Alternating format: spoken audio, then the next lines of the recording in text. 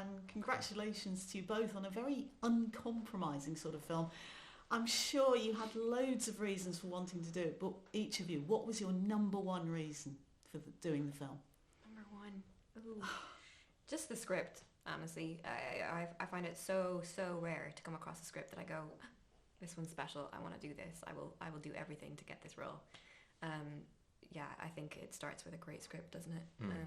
And then on top of that, Jen having also written it and for her to be directing, I was all in from the beginning.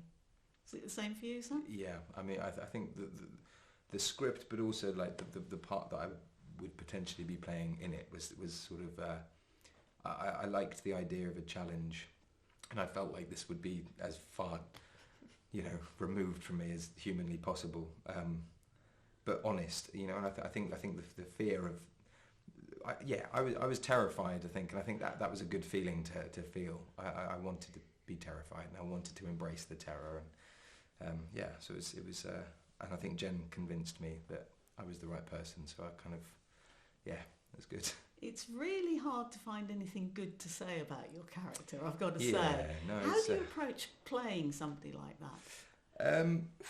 In truth, I feel very blessed to have had a very good sort of support network. Not only did I sort of do a lot of research myself, but Jen was, first-hand, delivering books and material for me to wade through. But also like the cast, the crew, we were blessed with like an incredibly generous group of people kind of surrounding this project. So anytime I sort of really struggled to kind of get there, either Jen would be pushing me firsthand or the cast, equally we did a lot of physical kind of preparation with one another before certain scenes to kind of get the right feel of a certain moment.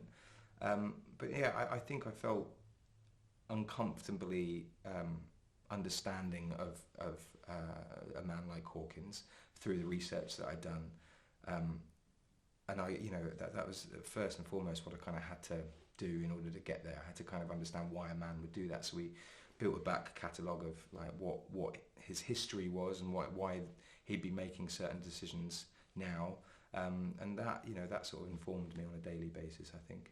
And talking about research, I mean, Aisling, it's not glossed over what your character goes through in terms of all her terrible traumas. How did you go about researching that? It was a similar thing. I mean, between getting cast and actually filming, we had 9 months, which was a real blessing in terms of getting that amount of time to prep. One thing that I found incredibly beneficial was I worked with a clinical psychologist, I think you did too, called Dr. Elaine Barrett. She's an incredible woman and deals with very, very heavy clinical cases. And just to map out a journey of PTSD with her, that was really important to me because I wanted that to come across very strongly on screen. Frequently I think films that deal with sexual violence forget about the repercussions that someone has to deal with afterwards. And then I also watched countless documentaries about sexual violence against the feminine, obviously history books for the historical context. And then I actually, unbelievably, I met with real victims who were generous enough to share their stories with me, and with social workers as well who shared their stories with me, and even some of the crew members, not necessarily with obviously sexual violence, but with other tragic occurrences in their life. They shared their stories with me in order to kind of get to a certain point to deliver a truthful performance. And so I just, whereas that added a lot of responsibility and kind of, it made me worry, was I delivering an honest enough performance? It really did help. I just wanted to honour them and their generosity and what they shared with me. I also had to learn how to horse ride just from a practical point of view and shoot a musket and wood chop. And indeed being filmed in the wilderness, which must have been hard.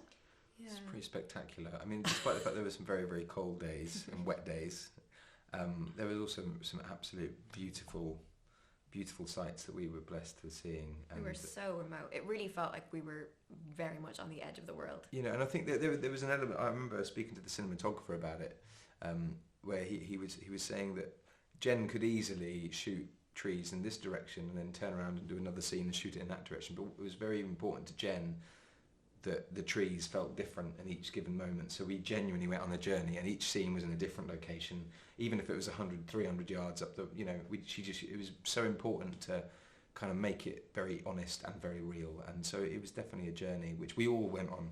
It was tough for the crew, obviously, too. And Incredibly tough, yeah. Yeah. We were sometimes up the side of a mountain and they would have to like lug up all their stuff.